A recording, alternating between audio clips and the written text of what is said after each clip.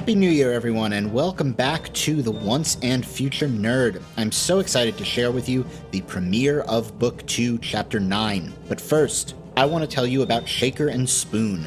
Shaker and Spoon is a subscription cocktail service that helps you learn how to make handcrafted cocktails right at home. I'd say that small, cozy gatherings have been the name of the game for a lot of us now, going back a couple of years, and Shaker and Spoon is perfect for that. Every box comes with enough ingredients to make 3 different fancy, classy cocktail recipes. All you need to do is buy 1 bottle of that month's spirit, and you have all you need to make 12 drinks at home. At just $40 to $50 per month, plus the cost of the bottle, this is a super cost-effective way to enjoy craft cocktails, and you can skip or cancel boxes anytime. Our listeners can get $20 off their first box at shakerandspoon.com/TOAFN. That's shakerandspoon.com/TOAFN. Also, I want to thank our patrons on Patreon who make the show possible this month and every month. And in particular today, I want to recognize Catherine E. and Sephra C. Thank you so much for your support. Okay, I'll let you get to the episode now, and then we will be back on February 26th for part 2 of this chapter. Enjoy!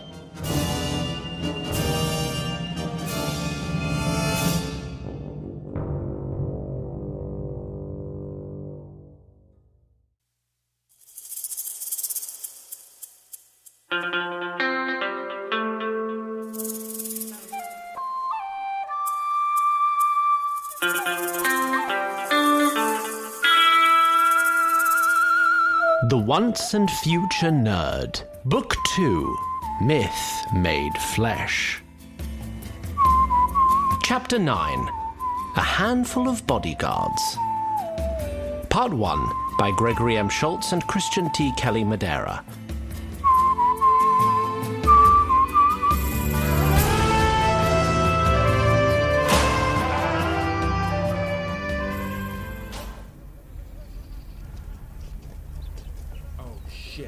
What?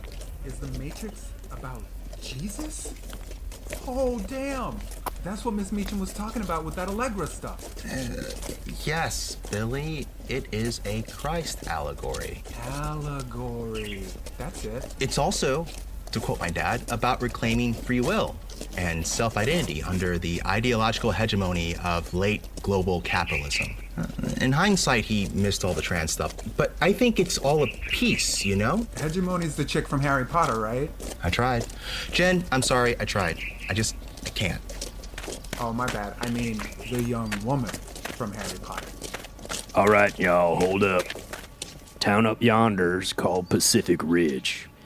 And never was there a town less well named, but that's where our business will come to an end. Services at Lulu's Ale House should get you in touch with your man, assuming he still has my prize. The bargain was to the town. Yeah, don't worry, I'm not sending you in alone. Come on out, boys. At Vanderberg's call, 6 men with drawn crossbows emerged from the tall grass surrounding the party. Regan reached for her swords on instinct, but was stymied, primarily by the surge of pain from her recently broken arm, and secondarily by the fact that she no longer possessed said swords. What is this? These men here are for your safety and mine. Can't have you getting in the wrong hands, not with what you know. Careful of that one, boys. She's a mage. 3 of the 6 crossbows swung to aim at Jen. Hey, fuck off! Point them at me, you chicken shits! If any of my crew gets hurt by one of these goons, I swear. You swear what exactly? You don't seem to have the lay of the land. You got fast hands, I'll give you that, but they don't seem to know their new limits yet. Regan seethed and scowled at Vanderberg, but made no move. But it ain't all bad. Once our deal's done, you'll have a very powerful ally. You're about to close a deal with the one and only boss of Pacific Ridge. All right, enough chatter. I need to check in on my business. Make yourselves comfortable, but keep your head down and don't mention the statue to anyone, or there'll be trouble for both of us. I'll swing by Lulu's tonight for any update on the delivery.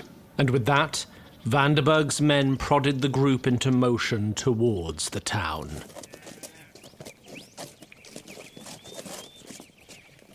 A Upon arriving at the town of Pacific Ridge, which they did just before dusk, our party of heroes was met by a single thoroughfare, lined on either side by a row of simple buildings. These were raised a foot or so above the dusty clay ground by wooden stilts.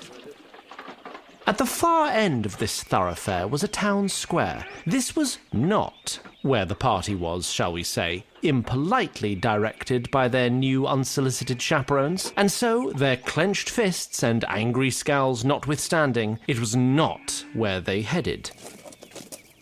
It is, however, where I will take you for a few moments. Now, this town of Pacific Ridge was home to a few hundred souls. How their time was occupied will be further expounded upon soon enough, but for now, suffice it to say that they were not completely without opportunity for leisure. Step right up. Come on, come all. Try your skills at Kyle Carl's latest challenge with our biggest payouts yet. And of course, this niche in the local economy was filled by a particularly enterprising individual who stood at this moment in the town square hawking his services. 1 throw for just a copper, 3 throws for 2. Won't find a better deal than that, folks. This enterprising individual, who dubbed himself Coyote Carl, wore a wide-brimmed hat, a vest made from the pelt of the eponymous prairie canine, and honestly the most ostentatious moustache I've ever seen. And that's including the seaborne raiders of Southeast Jordan, such as Al Firebeard. Test your skills against this most infamous orc. Next to him, manacled by his ankle to a stake in the ground and painted all over with an ashen grey, was a tall, broad-shouldered man with bright red eyes. Born of the cave people, he killed 4 elves to escape the mines, and then fell in with the hill people, whereupon he rose to become the most fearsome warrior the rangers of Pacific Ridge have ever faced, the one the orcs call the Man-Wolf.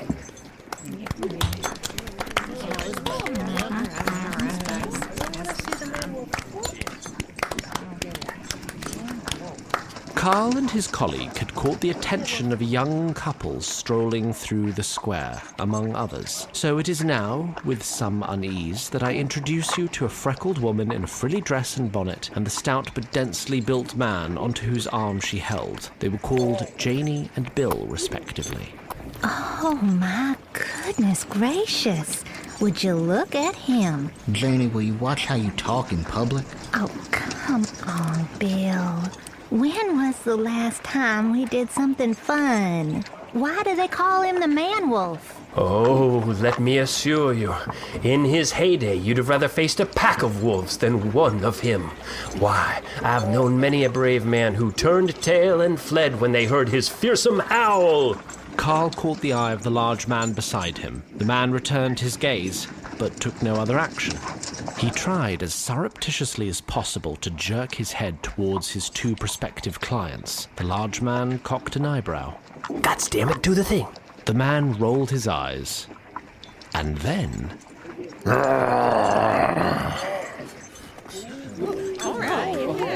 This at last attracted a modest crowd over to Coyote Carl's little paddock. But not to worry, the Man-Wolf owes me a life debt.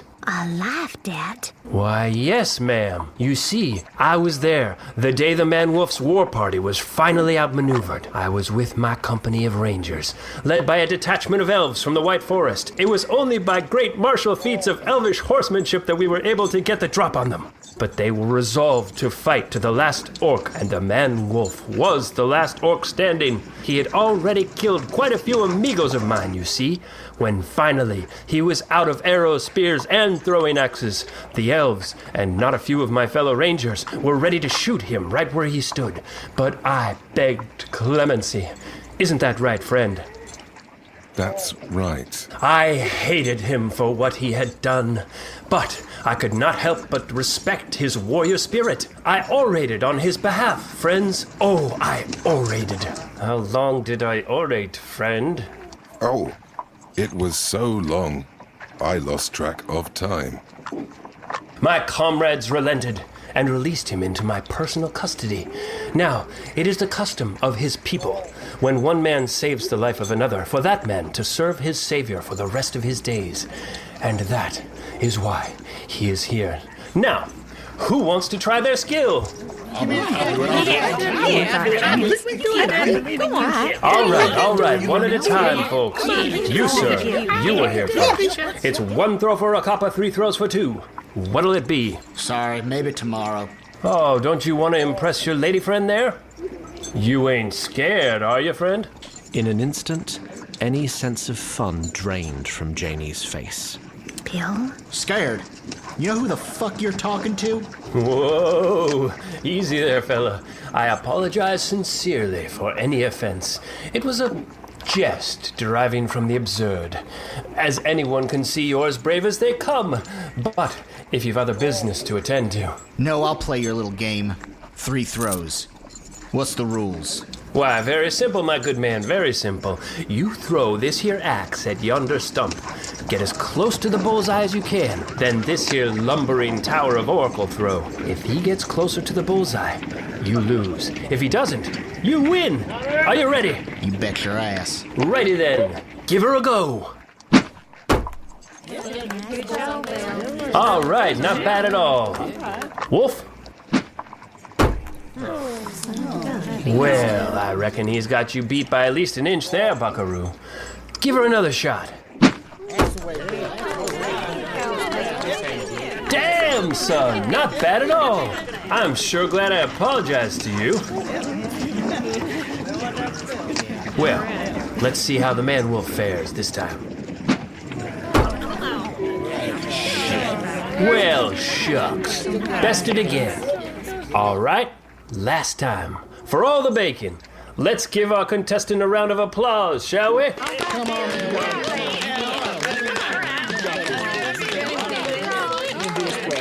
All right, settle down now, folks. Let's let the man concentrate.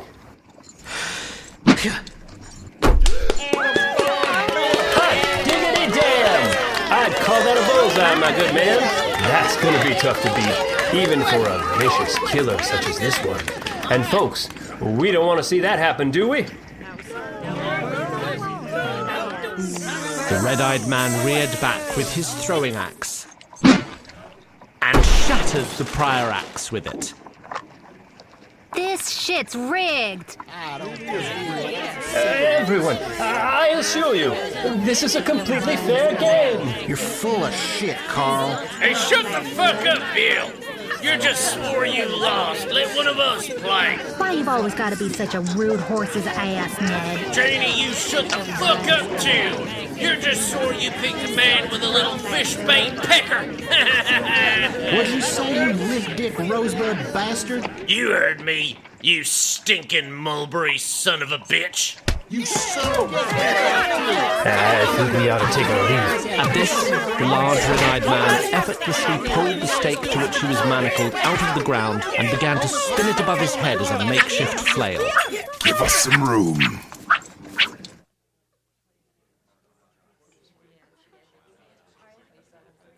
With this, we may now jump backwards in time by a paltry few minutes and rejoin our primary protagonists. They had been not quite willingly escorted to a saloon, and it is here we find them, sat at a table in the back, their protection positioned inconspicuously around the barroom, but always in sight. Not that there was any danger of the travellers from the east commingling with the locals. All but the proprietor gave the newcomers a wide berth. Your Grace, we need a plan. I'm working on it. No doubt, but perhaps we might work on it together rather than you keeping it to yourself. Yeah, okay. You want to hear what I got so far? Totally. That's it. What? I've got nothing. That Vanderberg prick got it right. We don't have the lay of the land. We don't know shit from soup out here. All I know right now is we're not giving him that damn statue. Okay, that's something. Can we work the problem? Start with not giving him the statue? How do we do that and not get killed? Fuck if I know. We got nothing to work with here. I don't know these people and they don't know me. We've got no leverage, no feet in any doors. Fuck, I don't have a toe in a window. I don't have a cunt hand in a letterbox. Jesus, why would you want to... With respect, that assessment is flawed. You are forgetting we have some small amount of items that we can barter if need be. Additionally, you have the mind of a master thief, and 6 people willing to fight for you. Plus, a maybe magic baby. Yes, also we have a babe. Your Grace, you don't need to do this all on your own. With all due respect, fighting on your own is how you ended up with broken arms. We are your court. We all have skills and knowledge you can lean on to help in your time of need. We are tools at your disposal. Who's a tool? Fine. Thanks. I'll be sure to lean on and dispose of you as I see. Hi, we're still okay over here. Right. Look, y'all seem generally bewildered, so I reckoned I'd let you know. First plate of bread and the first bowl of stew is free for newcomers round here, so long as they're gentlefolk who behave themselves. Free? Y'all want any? What kind of stew? Regan! Yeah, okay, fuck it. Right. Back in a sec. What? I think everybody's just really hungry. Well, congrats. We're not just broken captive anymore. Now we owe somebody something. She said it was free. I heard what she said. Here's the bread. Stew's coming next. Thank you so much. Your Grace, I think there's something wrong with this bread. Holy shit. They got tacos here? I'm getting a chalupa. Who wants one? There's nothing wrong with the bread. It's just a tortilla. A what? It's unleavened and they make it with corn instead of wheat. Try one. What is corn? We're gonna eat it if you aren't. Oh my god, they're really fresh. Yep. These are the bomb. Don't eat them all. It was then the proprietor of the alehouse returned from the kitchen with 7 steaming bowls of stew and placed them before her 7 hungry patrons. There we are. Rancher stew, my secret recipe. Enjoy. Thank you. Yeah, thanks. But the 4 members of our party who had lived their whole lives in Eastern Jordan were more cautious with the food, as much of its aroma was entirely alien to them. What's in it? Well, it's meat, beans, and a paste made from savory fruit. I'm fascinated by the concept of savory fruits. I'd love to ask you more about it later. It's good. Well, don't act so surprised. Yeah, you know, that's pretty... Poison! It's poison! It ain't poison. Why would I poison you? Maybe she's allergic to something. Oh god, they don't have EpiPens here, do they? What do you feel? My mouth's burning! Oh my god, Regan! Anna's going for a bit. Regan faced her comrades with a look of incredulous betrayal that they would laugh in the face of her pain. It's not poison. It's just seasoning. You mean they cook it like that on purpose? Drink some water, you'll be fine. Or milk. Milk's better. You have any milk? Haven't been fresh for 3 days. Water then. Water's not that fresh either. You want a beer? Yeah, fine. Beer. Put it on that guy's tab.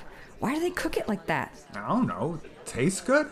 Also, it makes you sweat without raising your body temperature, so it helps when it's hot out. Did that not hurt you, Brennan? There's a wee stinging, I suppose.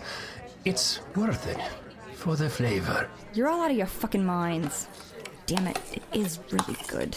Oh, God damn it. Oh. I don't feel any stinging. Yeah, birds and elves. The high berries don't affect them the same way. Who can say? There's a brawl in the square. Y'all better come quick. The party's chaperone stood so quickly that it seemed like a reflex. You 3 stay and watch them, like Les said. We'll go check it out. And just like that, our hero's protection was halved in number. The other 6 instinctively looked to Regan for cues on whether they should do anything to take advantage of this sudden change. But Regan, for her part, surreptitiously lowered her usable hand with the palm facing down, as if to tell her comrades to remain still. All the while her attention was rapt to the goings-on in the barroom. Lovely. Another brawl. Golly, Lulu. Why's your beer always warm? Oh, I don't know. Maybe because I'm always using my precious little eyes to start treating black eyes. And with this exasperated aside, the saloon's proprietor stomped off into the cellar. And for a moment, there was peace again. But not for very long. For soon thereafter did our party first encounter Coyote Carl and his employer, who entered the saloon in something of a hurry. Needless to say, they were somewhat fascinated by Carl's appearance, and very fascinated by the appearance of the large man who was with him. These two ducked into a booth near the front window, but such was their state of excitement that their conversation was still largely audible to our protagonists. God, you see that one kid? What was he, 17? Took a rock to the head the size of a roast ham. I saw. You think he'll live? Doubt it. This town, I tell you. I told you to hire a handful of bodyguards. And I told you it's fucking impossible around here. You hire from the Rosebuds, the Mulberries show up and fight them. Hire from the Mulberries, the Rosebuds start shit. You hire some from both, they fight each other. Entire town's full of bodyguards, and it's the most dangerous damn place I ever lived. Besides, I thought you'd be my security, you know? At least a little. You don't pay me enough to do security. You barely pay me enough to do what we agreed on. Speaking of, with things as dicey as they are, I might have to split town sooner rather than later. What? Split town my ass? Our deal was until the first snow of the season. Our deal was until the first snow of the season, unless things got unsafe. Then, I said I'd leave if I had to, and you'd pay me for the time I did work. Oh, right. Gotta have your silver, don't you? I'm told that's how your people conduct commerce. This isn't the raise we talked about. The raise was to do the new axe throwing game, but we didn't make any fucking money from the axe throwing game, now did we? And how's that my fault? Well, you didn't play the part right. What was that bullshit with the howl? What was that bullshit about the life debt? Our deal was you play the part I tell you to, no ifs, ands, or buts. I did the how when you asked me to. I shouldn't have to say it out loud, you lunkhead. I was giving you a signal. I'm a big dumb orc, remember? Can't expect me to pick up on the finer cues of civilized society. Well, you got a real shit attitude, you red-eyed bastard. I pay you an honest wage for an honest day's work. There's not many here who do the same for your kind. You gonna pay me what you promised? Or are we done here? Here! You fucking greedy bastard! That what you want? Again, I'm told that's why your people work. Yeah, we're fucking done here. I'll see you next year once you've pissed away what I gave you. Coyote Carl rose from the booth in a huff, just as Lulu emerged from the cellar with a bucket of ice. Howdy, Lulu. And soon after his departure, the large man painted grey approached the bar and spoke with Lulu. I think I'm gonna split, Lulu. You mind if I take some supper in the cellar first? Sure, head on down. I'll bring you some as soon as I can. Appreciate it. Anybody asks, I slipped out the back. We should definitely talk to that guy. Yeah, for sure. Nelson was pleasantly surprised to see the flush of crimson rising to Regan's cheeks. That pissed you off too, right? That guy was clearly getting... Out of my way, out of my way! Holy fuck, where's the shitter? Banner day, Lulu. Go west, young woman. Go west, they said. Lots of space out there, lots of peace. Lulu! Vanderberg's men reached for their hips on instinct. When they saw who was darkening the door, they relaxed, but their hands stayed near their hips. Oh, for Gallatin's... And when Lulu saw who it was, she too softened immediately. Janie, are you... Give me the crossbow. You bet. As Lulu rushed behind the bar, Janie paced near the entrance, casting furtive glances toward the door. Son of a bitch threw a bottle at Cotton Ball, Lulu. Cotton Ball. Gods know I sass off sometimes, or have a few too many and flirt with someone, but Cotton Ball never hurt a living thing in all his sweet little life. It's too much. If he ever hurt that innocent little thing, Lulu returned, putting a rather antiquated single-shot crossbow in Janie's hands. You remember what I showed you, right? Mm-hmm. How to use that? Janie continued to stare at the crossbow in her hands. It's already loaded, so all you need to do is aim and shoot. I don't know if I can do this. Sure you can, sweetie. Just aim and shoot. If I miss? Gods, what if I don't? Oh, I love him, Lulu. I know you do, but this is no way to keep on. Janie, will you quit being such Bill stormed into the bar, catching Lulu and Janie by surprise. So much so that Janie accidentally let loose a bolt that narrowly missed the man's head.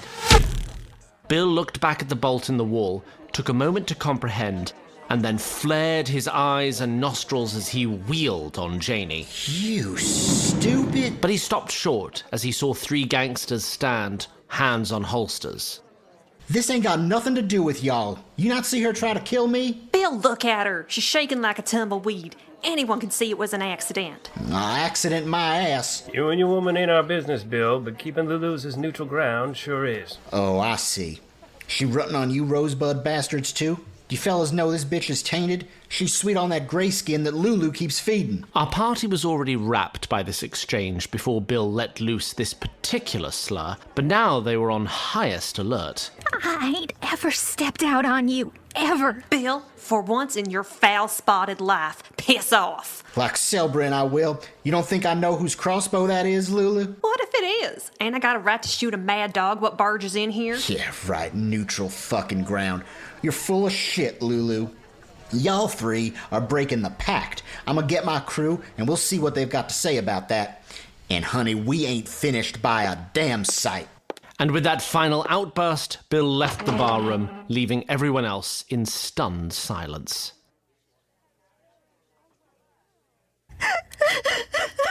Oh, come here, sweetie. It's all right. Looks passed back and forth between our entire party of 7. Nia in particular sought to catch the gaze of Jen, but Jen had a hand on the shoulder of a tense and shaking Billy. What do you need? A drink? A bath? Somebody to shoot that piece of shit for you? Offered Regan, re-emerging from the back door. Generous, no doubt, but maybe mind your business. Having thus offered what she could, Regan rejoined her comrades at the table. Hey, you missed... I heard most of it. We just learned a fuck of a lot about this town. Starting with who I want to kill first.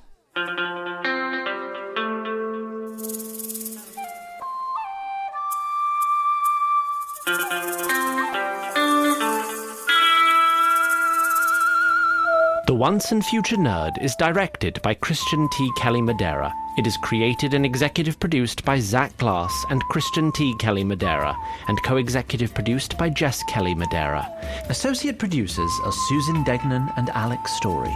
It is performed by Rhiannon Angel, Garrett Arman, Dan Dobransky, Anya Gibeon, Ian Harkins, Aaron Lanham, Paul Notice, Anna O'Daniel, April Ortiz, Frank Quarez, Julie Reed, Regina Renee Russell, Gregory M. Schultz, David Sylvester Wolf. Editing by Tristan Stone. Foley, sound design and post-production mixing by Edward Bush.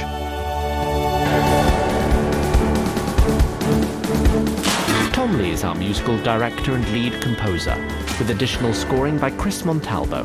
For more, visit onceandfuturenerd.com or find us on Facebook, Twitter, Tumblr, or Reddit.